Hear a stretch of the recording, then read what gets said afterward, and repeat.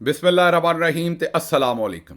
10 ਫਰਵਰੀ ਪਾਕਿਸਤਾਨ ਦੇ ਵਿੱਚ ਪੀਰ ਦੀ ਦੁਪਹਿਰ ਤੇ ਅੱਜ ਦੇ ਪੰਜਾਬੀ ਵੀਲੌਗ 'ਚ ਚੜ੍ਹਦੇ ਤੇ ਲਹਿੰਦੇ ਪੰਜਾਬ ਦੇ ਸੱਜਣਾ ਤੇ ਮਿੱਤਰਾਂ, ਭੈਣਾਂ ਤੇ ਭਰਾਵਾਂ, ਮਾਵਾਂ ਤੇ ਬਜ਼ੁਰਗਾਂ ਨੂੰ ਜੀ ਆਇਆਂ ਨੂੰ। ਅੱਜ ਦੀ ਸਭ ਤੋਂ ਪਹਿਲੀ ਖਬਰ ਜਿੱਤੇ ਚਾਨਣ ਪਾਉਣਾ ਉਹਦੇ ਵਾਲੇ ਪਾਸੇ ਜਾਣ ਤੋਂ ਪਹਿਲਾਂ ਮੈਂ ਬਹੁਤ ਸ਼ੁਕਰੀਆ ਅਦਾ ਕਰਨਾ ਹੈ ਆਪਣੇ ਸਾਰੇ ਦੋਸਤਾਂ ਦਾ, ਆਪਣੀਆਂ ਮਾਵਾਂ ਦਾ, ਭੈਣਾਂ ਦਾ, ਬੇਟੀਆਂ ਦਾ, ਬੱਚਿਆਂ ਦਾ, ਬਜ਼ੁਰਗਾਂ ਦਾ, ਭਰਾਵਾਂ ਦਾ, ਜਿਹੜੇ ਕੱਲ ਸਖਤ ਸਰਦੀ ਦੇ ਬਾਵਜੂਦ ਨੀਦਰਲੈਂਡਸ ਦੇ ਸ਼ਹਿਰ ਐਮਸਟਰਡਮ ਦੇ ਵਿੱਚ ਇਕੱਠੇ ਹੋਏ ਤੇ ਉਹਨਾਂ ਨੇ ਉੱਥੇ ਬੜਾ ਤਗੜਾ ਮੁਜ਼ਾਹਰਾ ਕੀਤਾ।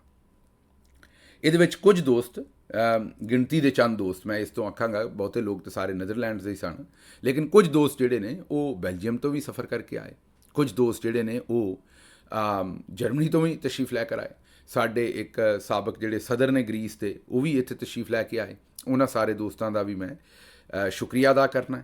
ਬੜੀ ਸਰਦੀ ਸੀ, ਬਹੁਤ ਹੀ ਜ਼ਿਆਦਾ ਪਾਲਾ ਸੀ, ਠੰਡ ਸੀ, ਉਹਦੇ ਬਾਵਜੂਦ ਸਪੈਸ਼ਲੀ ਸਾਡੀਆਂ ਜਿਹੜੀਆਂ ਮਾਵਾਂ ਨੇ, ਬਜ਼ੁਰਗ ਮਾਵਾਂ, ਉਹ ਉੱਥੇ ਖਲੋਤੀਆਂ ਸਨ, ਬੱਚੇ ਛੋਟੇ ਖਲੋਤੇ ਸਨ। ਉਹਨਾਂ ਸਾਰਿਆਂ ਦਾ ਮੈਂ ਬੜਾ ਸ਼ੁਕਰੀਆ ਅਦਾ ਕਰਨਾ। ਮੇਰਾ ਵੀ ਕੱਲ੍ਹ ਦਾ ਠੰਡ ਲੱਗ ਕੇ ਥੋੜ੍ਹਾ ਜਿਹਾ ਗਲਾ ਖਰਾਬ ਹੋਇਆ ਅਤੇ ਉਹ ਤੁਹਾਨੂੰ ਮਹਿਸੂਸ ਵੀ ਹੋ ਰਿਹਾ ਹੋਏਗਾ ਆਵਾਜ਼ ਦੇ ਵਿੱਚ। ਔਰ ਮੈਂ ਤੁਹਾਡਾ ਸਾਰਿਆਂ ਦਾ ਬਹੁਤ ਸ਼ੁਕਰੀਆ ਅਦਾ ਕਰਨਾ ਕਿ ਤੁਸੀਂ ਮੁਸ਼ਕਿਲ ਹਾਲਾਤ ਦੇ ਵਿੱਚ ਵੀ ਇਮਰਾਨ ਖਾਨ ਦੀ ਕਾਲ ਦੇ ਉੱਤੇ ਨਾ ਸਿਰਫ ਨਿਕਲਦੇ ਹੋ ਬਲਕਿ ਖੜ੍ਹੇ ਹੁੰਦੇ ਹੋ। ਔਰ ਇਹਦੇ ਨਾਲ ਸਾਡੀ ਜਿਹੜੀ ਇੱਥੋਂ ਦੀ ਮੈਨੇਜਮੈਂਟ ਹੈ, ਸਪੈਸ਼ਲੀ ਉਹਦੇ ਵਿੱਚ ਗੁਲਾਮ ਹੁਸੈਨ ਕਿਆਨੀ ਔਰ ਉਹਨਾਂ ਦੇ ਜਿਹੜੇ ਵੀ ਸਾਥੀ ਨੇ, ਉਹਨਾਂ ਸਾਰਿਆਂ ਨੇ ਬੜਾ ਭਰਪੂਰ ਕੰਮ ਕੀਤਾ ਔਰ ਬੜਾ ਜ਼ੋਰ ਲਾਇਆ ਇਸ ਸਾਰੇ ਇhtਜਾਜ ਵਾਸਤੇ। ਉਹਨਾਂ ਦਾ ਵੀ ਮੈਂ ਬੜਾ ਸ਼ੁਕਰੀਆ ਅਦਾ ਕਰਨਾ ਕਿ ਉਹ ਸਾਰੇ ਨਾਲ ਖਲੋਤੇ ਰਹੇ ਨੇ। ਮੇਰਾ ਇੱਥੋਂ ਹੁਣ ਸਫ਼ਰ ਅੱਗੋਂ ਕਿਸੇ ਹੋਰ ਜਗ੍ਹਾ ਦਾ ਸ਼ੁਰੂ ਹੋਏਗਾ, ਉੱਥੇ ਅੱਪੜ ਕੇ ਤੁਹਾਡੇ ਨਾਲ ਫਿਰ ਗੱਲ ਕਰਾਂਗੇ। ਲੇਕਿਨ ਅੱਜ ਦੀਆਂ ਖਬਰਾਂ ਵਾਲੇ ਪਾਸੇ ਚੱਲਨੇ। ਸਭ ਤੋਂ ਪਹਿਲੇ ਤਾਂ ਇੱਕ ਜਿਹੜਾ ਬਿਆਨ ਹੈ, ਕਿਉਂਕਿ ਮੈਂ ਇਸ ਵੇਲੇ ਯੂਰਪ 'ਚ ਬੈਠਾ ਹਾਂ ਅਤੇ ਉਹਦੇ ਨਾਲ ਰੈਲੀਵੈਂਟ ਇੱਕ ਸ਼ਾਹਿਦ ਖਾਕਾਨ ਅਬਾਸੀ ਸਾਹਿਬ ਦਾ ਜਿਹੜਾ ਬਿਆਨ ਹੈ ਉਹ ਬੜਾ ਰੈਲੀਵੈਂਟ। ਉਹਨਾਂ ਆਖਿਆ ਹੈ ਕਿ ਅਫਰੀਕਾ ਤੋਂ ਯੂਰਪ ਜਾਣ ਵਾਲੀ ਕਸ਼ਤੀ ਜਦੋਂ ਵੀ ਅੱਜ ਕੱਲ੍ਹ ਡੁੱਬਦੀ ਹੈ, ਉਹਦੇ 'ਚ ਪਾਕਿਸਤਾਨੀ ਸਭ ਤੋਂ ਜ਼ਿਆਦਾ ਤਾਦਾਦ 'ਚ ਹੁੰਦੇ ਨੇ ਅਤੇ ਪਾਕਿਸਤਾਨੀ ਮਰਦੇ ਨੇ। ਉਹਨਾਂ ਕਿਹਾ ਕਦੇ ਤੁਸੀਂ ਸੋਚਿਆ ਵੀ ਇੰਜ ਕਿਉਂ ਹੁੰਦਾ? ਉਹਨਾਂ ਕਿਹਾ ਅਫਰੀਕਾ ਤੋਂ ਯੂਰਪ ਜਾਣ ਵਾਲੀਆਂ ਕਸ਼ਤੀਆਂ ਪਹਿਲਾਂ ਵੀ ਡੁੱਬਦੀਆਂ ਸਨ, ਲੇਕਿਨ ਪਹਿਲਾਂ ਸਾਨੂੰ ਇਸ ਤੋਂ ਪਤਾ ਨਹੀਂ ਸੀ ਲੱਗਦਾ ਵੀ ਉਹਦੇ ਵਿੱਚ ਸੋਮਾਲੀਆ, ਸ਼ਾਮ, ਅਫਗਾਨਿਸਤਾਨ ਦੇ ਲੋਕ ਜਿਹੜੇ ਨੇ ਉਹ ਬਹੁਤੇ ਹੁੰਦੇ ਸੀ। ਪਾਕਿਸਤਾਨੀ ਕਿਉਂਕਿ ਇੱਥੇ ਰੋਟੀ ਖਾਣ ਨੂੰ ਲੱਭਦੀ ਸੀ, ਜਾਂਦੇ ਸਨ ਬਾਹਰ, ਲੇਕਿਨ ਇੰਨੀ ਜ਼ਿਆਦਾ ਵੱਡੀ ਤਾਦਾਦ 'ਚ ਪਾਕਿਸਤਾਨੀ ਮੁਲਕ ਤੋਂ ਨਹੀਂ ਸੀ ਭੱਜਦੇ। ਉਹਨਾਂ ਨੇ ਆਖਿਆ ਹੁਣ ਹਾਲਾਤ ਪਾਕਿਸਤਾਨੀਆਂ ਵਾਸਤੇ ਇੰਨੇ ਤੰਗ ਬਣਾ ਛੱਡੇ ਨੇ ਕਿ ਉਹਨਾਂ ਨੂੰ ਹੁਣ ਸਮਝ ਨਹੀਂ ਆਉਂਦੀ ਵੀ ਅਸੀਂ ਕਿਹੜੇ ਪਾਸੇ ਜਾਈਏ। ਇਸ ਵਜ੍ਹਾ ਤੋਂ ਉਹ ਮੁਲਕ ਛੱਡ ਕੇ ਭੱਜਣ ਦੀ ਕੋਸ਼ਿਸ਼ ਕਰਦੇ ਨੇ ਔਰ ਫਿਰ ਜਾ ਕੇ ਸਮੁੰਦਰਾਂ ਦੇ ਵਿੱਚ, ਉੱਥੇ ਅੰਨ੍ਹਿਆਂ ਸਮੁੰਦਰਾਂ ਦੇ ਵਿੱਚ ਜਾ ਕੇ ਡੁੱਬਦੇ ਨੇ। ਜ਼ਾਹਿਰ ਹੈ, ਮੈਂ ਪਹਿਲਾਂ ਵੀ ਤੁਹਾਨੂੰ ਆਖਿਆ ਵੀ ਮਾਵਾਂ ਆਪਣੀਆਂ ਟੂੰਬਾਂ ਵੇਚ ਕੇ ਅਤੇ ਪਿਓ ਆਪਣੀਆਂ ਜ਼ਮੀਨਾਂ ਵੇਚ ਕੇ ਅਤੇ ਕਰਜ਼ੇ ਲੈ ਕੇ ਇਹਨਾਂ ਬੱਚਿਆਂ ਨੂੰ, ਔਰ ਕਈ ਬੱਚੇ ਤਾਂ ਇਹੋ ਜਿਹੇ ਹੁੰਦੇ ਨੇ ਜਿਹੜੇ 18 ਸਾਲ ਦੇ ਵੀ ਅਜੇ ਨਹੀਂ ਹੋਏ ਹੁੰਦੇ, ਉਹ ਪਹਿਲਾਂ ਹੀ ਤੁਰ ਪੈਂਦੇ ਨੇ ਉੱਥੋਂ। ਔਰ ਵਜ੍ਹਾ ਇਹ ਕਿ ਉਹਨਾਂ ਨੂੰ ਨਾ ਉੱਥੇ ਕੋਈ ਉਮੀਦ ਹੈ, ਨਾ ਉੱਥੇ ਉਹਨਾਂ ਨੂੰ ਲੱਗਦਾ ਹੈ ਕਿ ਉਹ ਕਾਮਯਾਬ ਹੋ ਸਕਦੇ ਨੇ। ਤਾਲੀਮ ਦਾ ਬੁਰਾ ਹਾਲ ਕਰ ਦਿੱਤਾ ਹੈ, ਸਰਕਾਰੀ ਸਕੂਲ ਜਿਹੜੇ ਉਜਾੜ ਕੇ ਰੱਖ ਦਿੱਤੇ ਨੇ। ਸਰਕਾਰੀ ਸਕੂਲ ਤੋਂ ਪੜ੍ਹਿਆ ਬੱਚਾ ਜਿਹੜਾ ਉਹ ਚਪੜਾਸੀ ਦੀ ਨੌਕਰੀ ਵਿਚਾਰਾ ਲੈਣ ਦੇ ਕਾਬਿਲ ਨਹੀਂ ਰਹਿ ਗਿਆ ਅਤੇ ਉੱਤੇ ਉਹਨੇ ਹੋਰ ਕੀ ਨਿਕਲਣਾ। ਤੁਸੀਂ ਇਸ ਵੇਲੇ ਅਗਰ ਅੱਜ ਤੋਂ 30 ਸਾਲ 40 ਸਾਲ ਪਹਿਲੇ ਦਾ ਡਾਟਾ ਕੱਢੋ, ਉਹ ਸਿਵਲ ਸਰਵਿਸਿਜ਼ ਦਾ ਕੱਢੋ, ਉਹ ਆਰਮੀ ਦੇ ਵਿੱਚ ਜਿਹੜੇ ਕਮਿਸ਼ਨ ਲੈਂਦੇ ਨੇ ਅਫਸਰਾਨ ਉਹਨਾਂ ਦਾ ਕੱਢੋ, ਏਅਰਫੋਰਸ 'ਚ ਜਿਹੜੇ ਕਮਿਸ਼ਨ ਲੈਂਦੇ ਨੇ ਉਹਨਾਂ ਦਾ ਕੱਢੋ ਅਤੇ ਅੱਜ ਦਾ ਕੱਢੋ। ਸਿਰਫ ਇਹ ਹੀ ਨਹੀਂ, ਬੈਂਕਾਂ ਦੀਆਂ ਨੌਕਰੀਆਂ ਦਾ ਕੱਢੋ, ਸਰਕਾਰੀ ਮੁਲਾਜ਼ਮਾਂ ਦੀਆਂ ਨੌਕਰੀਆਂ ਦਾ ਕੱਢੋ। ਤੁਹਾਨੂੰ ਨਜ਼ਰ ਆਏਗਾ ਵੀ ਪਿੰਡਾਂ 'ਚੋਂ ਪੜ੍ਹਨ ਵਾਲੇ, ਟਾਟ ਸਕੂਲ ਤੋਂ ਪੜ੍ਹਨ ਵਾਲੇ ਬੜੇ ਸਾਰੇ ਬੱਚੇ ਜਿਹੜੇ ਨੇ ਉਹ ਇੱਥੋਂ ਤੱਕ ਅੱਪੜ ਜਾਂਦੇ ਸਨ। ਬਲਕਿ ਤੁਹਾਨੂੰ ਬੜੇ ਸਾਰੇ ਪੁਰਾਣੇ ਬਾਬੇ ਜਿਹੜੇ ਨਜ਼ਰ ਆਉਂਦੇ ਨੇ ਉਹ ਉੱਥੋਂ ਹੀ ਪੜ੍ਹਾ ਕੇ ਇੱਥੇ ਅੱਪੜੇ ਨੇ। ਲੇਕਿਨ ਹੁਣ ਇਹਨਾਂ ਨੇ ਜਿਹੜੇ ਪਿੰਡਾਂ ਦੇ ਸਕੂਲ ਨੇ ਉੱਥੋਂ ਦਾ ਹਾਲਾਤ ਏਡੇ ਕਮਾਲੇ ਕਰ ਦਿੱਤੇ ਨੇ ਔਰ ਅਸ਼ਰਾਫੀਆ ਨੂੰ ਪਰਵਾਹ ਇਸ ਤੋਂ ਨਹੀਂ ਕਿ ਆਪਣੇ ਬੱਚੇ ਇਹਨਾਂ ਦੇ ਮਹਿੰਗੇ ਸਕੂਲਾਂ 'ਚ ਪੜ੍ਹਦੇ ਨੇ। ਈਵਨ ਜਿਸ ਵੇਲੇ ਅਸੀਂ ਟਾਟਾਂ ਵਾਲੇ ਸਕੂਲਾਂ 'ਤੇ ਪੜ੍ਹਦੇ ਸਾਂ, ਉਦੋਂ ਵੀ ਜਿਹੜੇ ਉਸ ਵੇਲੇ ਵੀ ਅਸ਼ਰਾਫੀਆ ਦੇ ਬੱਚੇ ਸਨ, ਕਿਸੇ ਦਾ ਵਲਾਇਤ ਪੜ੍ਹਦਾ ਸੀ ਅਤੇ ਕਿਸੇ ਦਾ ਪਾਕਿਸਤਾਨ ਦੇ ਵਿੱਚ ਵਲਾਇਤ ਵਰਗੇ ਕਿਸੇ ਤਗੜੇ ਸਕੂਲ 'ਚ ਪੜ੍ਹਦਾ ਸੀ। ਹੁਣ ਰੌਲਾ ਇਹ ਹੈ ਕਿ ਉਦੋਂ ਬਾਅਦ ਤੇ ਅਸ਼ਰਾਫੀਆ ਵੀ ਫੈਲ ਗਈ, ਮਤਲਬ ਕਿ ਅਸ਼ਰਾਫੀਆ ਉਦੋਂ ਥੋੜ੍ਹੀ ਜਿਹੀ ਹੁੰਦੀ ਸੀ, ਹੁਣ ਉਹ ਬਹੁਤੀ ਸਾਰੀ ਕਰਪਸ਼ਨ ਬਹੁਤੀ ਕੀਤੀ ਹੈ ਅਤੇ ਹਰ ਦੂਜੇ ਬੰਦੇ ਨੇ ਮਾਲ ਲੁੱਟ ਕੇ ਅਤੇ ਆਪਣੇ ਆਪ ਨੂੰ ਅਸ਼ਰਾਫੀਆ 'ਚ ਸ਼ਾਮਲ ਕਰ ਲਿਆ।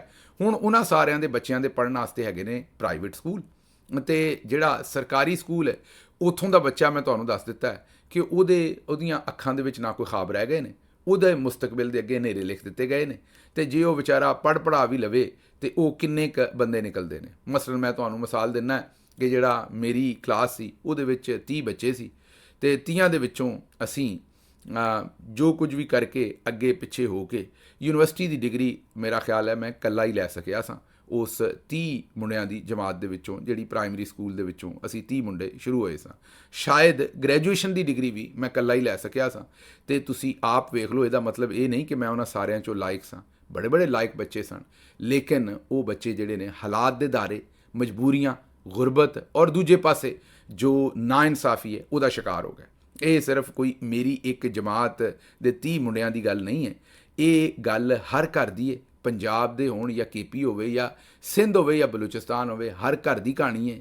ਹਰ ਥਾਂ 'ਤੇ ਇਹੀ ਕੰਮ ਹੋਣ ਡਿਆ ਕਿ ਪਿੰਡਾਂ ਦੇ ਵਿੱਚ ਮਾੜੇ ਬੰਦੇ ਦਾ ਜਿਹੜਾ ਬੱਚਾ ਹੈ ਉਹਨੂੰ ਸਕੂਲ ਦੇ ਵਿੱਚ ਇਕੁਅਲ ਅਪਰਚੁਨਿਟੀ ਨਹੀਂ ਮਿਲਦੀ। ਉਹਦਾ ਸਕੂਲ ਹੀ ਹੋਰ ਹੈ, ਉੱਥੇ ਗੱਲਾਂ ਹੀ ਹੋਰ ਨੇ। ਅਤੇ ਜਿਹੜਾ ਤਗੜਾ ਹੈ, ਅਸੀਂ ਸੁਣਦੇ ਹੁੰਦੇ ਸਾਂ ਵੀ ਉਹਦੇ 37ਵੀਂ 100 ਨੇ, ਹੁਣ 37ਵੀਂ ਨਹੀਂ, ਹੁਣ ਤਾਂ ਪਤਾ ਨਹੀਂ ਕਿੰਨੇ 20 ਉਹਦੇ 100 ਨੇ। ਅਤੇ ਉਹਦੇ ਬੱਚੇ ਜਿਹੜੇ ਨੇ ਪਹਿਲੇ ਦਿਨ ਹੀ ਜਿਹੜਾ ਬੱਚਾ ਜਿਹੜਾ ਪਿੰਡ 'ਚ ਜੰਮ ਪੈਂਦਾ, ਉਹਦੀ ਕਿਸਮਤ ਦੇ ਵਿੱਚ ਉਸੇ ਦਿਨ ਹੀ ਨਾਕਾਮੀ ਲਿਖ ਦਿੱਤੀ ਜਾਂਦੀ ਹੈ। ਮੈਂ ਤਾਂ ਬਲਕਿ ਹੁਣ ਮਸ਼ਵਰਾ ਦਿਆਂਗਾ ਅਸ਼ਰਾਫੀਆ ਨੂੰ ਕਿ ਇਹਨਾਂ ਦੇ ਬਰਥ ਸਰਟੀਫਿਕੇਟ ਵੀ ਅਲੱਗ ਕਰ ਦਿਓ।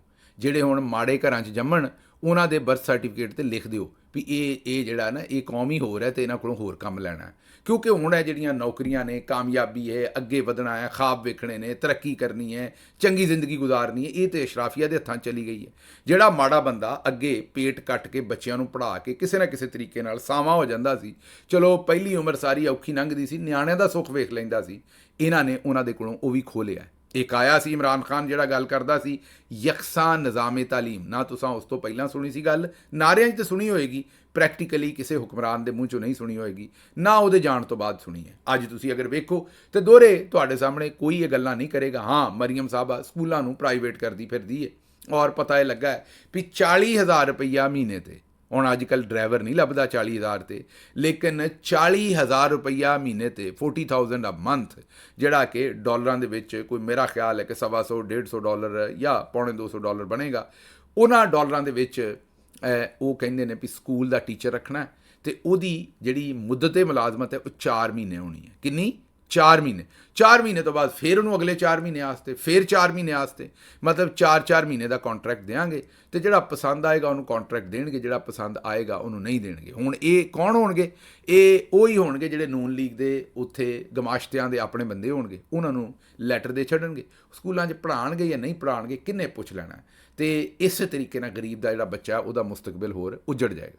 ਇਸ ਵਾਸਤੇ ਜਦੋਂ ਤੁਸੀਂ ਆਂਦੇ ਹੋ ਵੀ ਸਾਡਾ ਇਹਨਾਂ ਗੱਲਾਂ 'ਚ ਕੀ ਲੈਣ ਦੇਣਾ, ਇਹਦੇ ਹਕੂਮਤਾਂ ਦੇ ਕੰਮ ਨੇ, ਉਦੋਂ ਇਹ ਸੋਚਿਆ ਕਰੋ ਕਿ ਅਗਰ ਤੁਸੀਂ ਇਹ ਹੀ ਵੋਟ ਅਕਲ ਦੇ ਨਾਲ 1960 'ਚ ਪਾਏ ਹੁੰਦੇ, 80 'ਚ ਪਾਏ ਹੁੰਦੇ, 90 'ਚ ਪਾਏ ਹੁੰਦੇ, ਇਹ ਤੁਸੀਂ 2000 'ਚ ਪਾਏ ਹੁੰਦੇ, ਅਤੇ ਅੱਜ ਤੁਹਾਡੀ ਇਹ ਹਾਲਤ ਨਾ ਹੁੰਦੀ।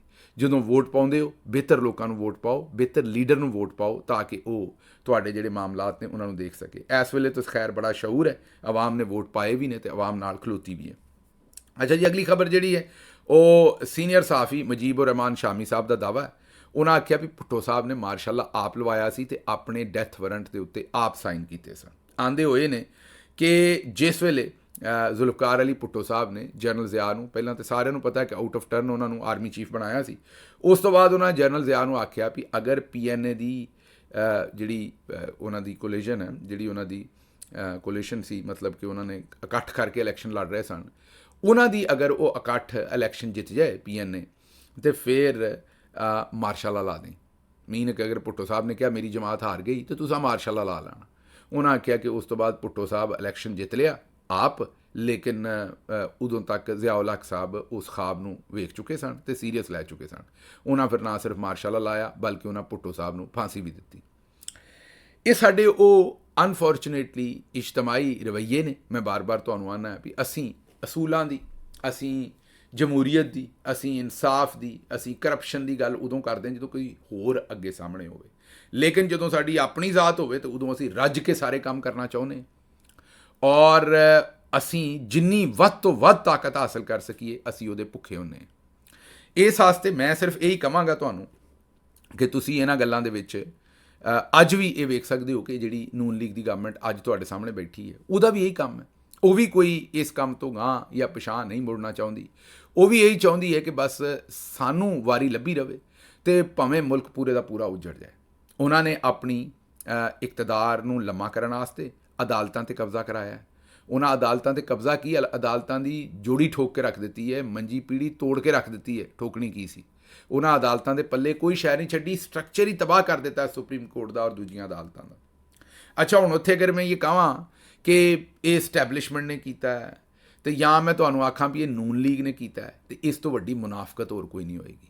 ਇਹ ਜਨਰਲ ਆਸਿਮ ਮੁਨੀਰ ਸਾਹਿਬ ਨੇ ਕੀਤਾ ਹੈ ਤੇ ਉਸ ਤੋਂ ਪਹਿਲਾਂ ਜਨਰਲ ਬਾਜਵਾ ਸਾਹਿਬ ਨੇ ਕੀਤਾ ਹੈ। ਆਰਮੀ ਚੀਫ ਜਦੋਂ ਤੱਕ ਨਾਲ ਨਾ ਰਲੇ ਤੇ ਇਹ ਕੰਮ ਨਹੀਂ ਹੁੰਦੇ। ਇਹ ਜਿਹੜੇ ਸਿਆਸੀ ਗਿੱਧਾ ਨੇ, ਇਹਨਾਂ ਨੇ ਤੇ ਆਪਣਾ ਸਵਾਦ ਇਹ ਇੰਝ ਹੀ ਸਮਝੋ ਵੀ ਜਿਵੇਂ ਢੱਗਾ ਕੋਈ ਹੋਰ ਮਾਰੇ ਤੇ ਜਦੋਂ ਢੱਗਾ ਮਰ ਕੇ ਡਿੱਗ ਜਾਏ ਤੇ ਗਿੱਧਾਂ ਆ ਕੇ ਫਿਰ ਉਹਦਾ ਗੋਸ਼ਤ ਖਾਂਦੀਆਂ ਨੇ।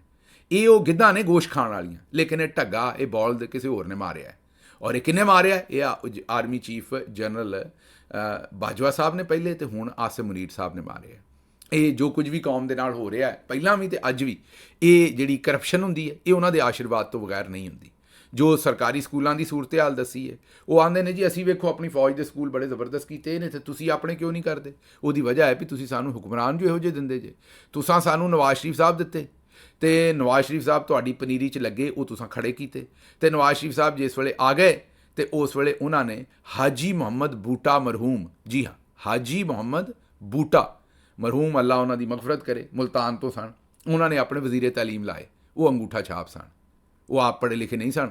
ਤੇ ਤੁਸੀਂ ਇਹ ਦਿੰਦੇ ਹੋ ਸਾਨੂੰ, ਇਹ ਜਿਹੜੀ ਨਸਲ ਦਰ ਨਸਲ ਮੁੰਤਕਿਲ ਕਰਦੇ ਹੋ ਨਾ ਸਾਰਾ ਕੰਮ, ਇਹ ਚੌਧਰੀ ਸਾਹਿਬ ਤੁਹਾਡਾ ਕੰਮ ਹੈ। ਉਹ ਹਾਜੀ ਮੁਹੰਮਦ ਬੂਟਾ ਸਾਹਿਬ ਆਪ ਨਹੀਂ ਸੀ ਆਏ, ਉਹਨਾਂ ਨੂੰ ਜ਼ਿਆਉਲ ਹੱਕ ਲਿਆਇਆ ਸੀ, ਉਹਨਾਂ ਨੂੰ ਜਨਰਲ ਜਲਾਨੀ ਸਾਹਿਬ ਲਿਆਏ ਸਨ, ਕਿਉਂਕਿ ਹਾਜੀ ਮੁਹੰਮਦ ਬੂਟਾ ਸਾਹਿਬ ਫਾਈਂਡ ਸਨ ਨਵਾਜ਼ ਸ਼ਰੀਫ ਦੀ, ਔਰ ਨਵਾਜ਼ ਸ਼ਰੀਫ ਫਾਈਂਡ ਸਨ ਤੁਹਾਡੇ। ਤੇ ਇਹ ਐਂਡ ਤੇ ਸਿਰਾ ਤੁਹਾਡੇ ਤੱਕ ਕੱਪੜਦਾ ਜਿਹੜਾ ਵੀ ਭੈੜਾ ਕੰਮ ਹੁੰਦਾ, ਇਹ ਰੱਸਾਗੀਰੀ ਉੱਤੇ ਤੁਸੀਂ ਕਰਦੇ ਹੋ, ਹੋਰ ਕੋਈ ਨਹੀਂ ਕਰਦਾ। ਤੇ ਜਦੋਂ ਤੁਸੀਂ ਹਟ ਜਾਓਗੇ ਤੇ ਆਵਾਮ ਦੀ ਕਿਸਮਤ ਵੀ ਬਿਹਤਰ ਹੋ ਜਾਏਗੀ। ਬਹਰਹਾਲ ਅਗਲੀ ਖਬਰ ਜਿਹੜੀ ਹੈ ਉਹ ਹੈ ਕਿ ਨੂਨ ਲੀਗ ਜਿਹੜੀ ਹੈ ਉਹਦੇ ਬਾਰੇ ਖਬਰ ਹੈ ਜੀ ਕਿ ਨੂਨ ਲੀਗ ਦੇ ਅੰਦਰ ਬੁੱਢੇ ਤੋਤੇ ਬੈਠੇ ਨੇ, ਇਹ ਨਜਮ ਸੇਠੀ ਸਾਹਿਬ ਆਉਂਦੇ ਨੇ ਔਰ ਆਉਂਦੇ ਨੇ ਕਿ ਇਮਰਾਨ ਖਾਨ ਦੀ ਮੀਡੀਆ ਸਟ੍ਰੈਟਜੀ ਬੜੀ ਚੰਗੀ ਹੈ। ਹਕੂਮਤ ਤੇ ਇਸਟੈਬਲਿਸ਼ਮੈਂਟ ਦੇ ਕੋਲ ਕੋਈ ਮੀਡੀਆ ਸਟ੍ਰੈਟਜੀ ਨਹੀਂ ਹੈਗੀ ਇਮਰਾਨ ਖਾਨ ਦਾ ਬਿਆਨੀਆ ਕਾਊਂਟਰ ਕਰ ਸਕੇ ਤੇ ਉਹਨਾਂ ਦੀ ਜ਼ੁਬਾਨ ਬੰਦ ਕਰ ਸਕੇ। ਤੇ ਨੂਨ ਲੀਗ ਦੇ ਅੰਦਰ ਪੁਰਾਣੇ ਤੋਤੇ ਮੇਰੇ ਵਰਗੇ ਬੁੱਢੇ ਬੈਠੇ ਨੇ, ਉਹਨਾਂ ਨੂੰ ਇਸ ਗੱਲ ਦਾ ਪਤਾ ਨਹੀਂ। ਇਹ ਗੱਲ ਦਰੁਸਤ ਨਹੀਂ ਹੈ ਸੇਠੀ ਸਾਹਿਬ, ਇਹ ਤੁਸੀਂ ਗਲਤ ਗੱਲ ਕਹਿ ਰਹੇ ਹੋ। ਇਹ ਮੰਜਣ ਅਕਸਰ ਵੇਚਿਆ ਜਾਂਦਾ ਫਲਾਣੇ ਦਾ ਮੀਡੀਆ ਬੜਾ ਚੰਗਾ। ਮੀਡੀਆ ਕੋਈ ਸ਼ੈ ਨਹੀਂ ਹੁੰਦੀ, ਮੀਡੀਆ ਕੋਈ ਸ਼ੈ ਨਹੀਂ ਹੁੰਦੀ। ਇਹ YouTube ਹੈ ਨਾ ਜਿਸ 'ਤੇ ਮੈਂ ਤੁਹਾਡੇ ਨਾਲ ਗੱਲ ਕਰਦਾ, ਇਹਦਾ ਇਖਤਿਆਰ ਕਿਹਦੇ ਕੋਲ ਨਹੀਂ। ਇੱਕ ਕੈਮਰਾ, ਲਾਈਟਾਂ, ਮਾਈਕ੍ਰੋਫੋਨ ਕਿਹਦੇ ਕੋਲ ਨਹੀਂ। ਤੇ ਕੀ ਉਹਨਾਂ ਦੀ ਗੱਲ ਵੀ ਉਨੀ ਸੁਣੀ ਜਾਂਦੀ ਹੈ? ਨਹੀਂ, ਇਹ ਮੀਡੀਆ ਨਹੀਂ ਹੈ, ਇਹ ਕੰਟੈਂਟ ਹੈ। ਕੰਟੈਂਟ ਦਾ ਮਤਲਬ ਸੱਚ ਹੈ। ਸੱਚ ਬੋਲੋਗੇ ਤੇ ਸੁਣਿਆ ਜਾਏਗਾ, ਸੱਚ ਨਾ ਬੋਲੋਗੇ ਤੇ ਨਹੀਂ ਸੁਣਿਆ ਜਾਏਗਾ। ਮਸਲਨ ਸਾਡੀ ਪਾਰਟੀ ਕਿਤੇ ਧੱਕਾ ਕਰੇ ਔਰ ਮੈਂ ਖਾਮੋਸ਼ ਰਵਾਂ ਜਾਂ ਉਹਦੀ ਸਪੋਰਟ ਕਰਾਂ ਉਸ ਧੱਕੇ ਦੀ, ਤੇ ਤੁਸੀਂ ਮੈਨੂੰ ਨਹੀਂ ਸੁਣੋਗੇ, ਤੁਸੀਂ ਆਖੋਗੇ ਝੂਠ ਮਾਰਦਾ, ਪ੍ਰੋਪੇਗੈਂਡਾ ਵੇਚਣ ਡਿਆ ਆਪਣੀ ਪਾਰਟੀ ਦਾ।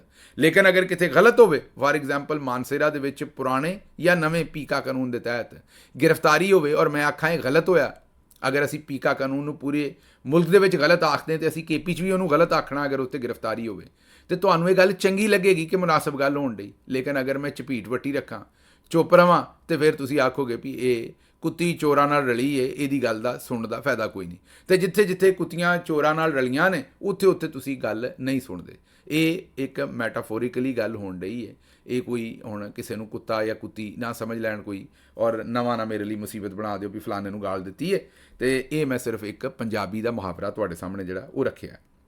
ਅੱਛਾ ਜੀ, ਅੱਗੋਂ ਸ਼ੌਕਤ ਬਸਰਾ ਸਾਹਿਬ ਨੇ ਟਵੀਟ ਕੀਤਾ, ਉਹਨਾਂ ਕਿਹਾ ਕਿ ਫੌਜ ਨੇ ਇਲੈਕਸ਼ਨ ਤੇ ਡਾਕਾ ਮਾਰਿਆ। ਗੱਲ ਇੰਝ ਹੀ ਹੈ।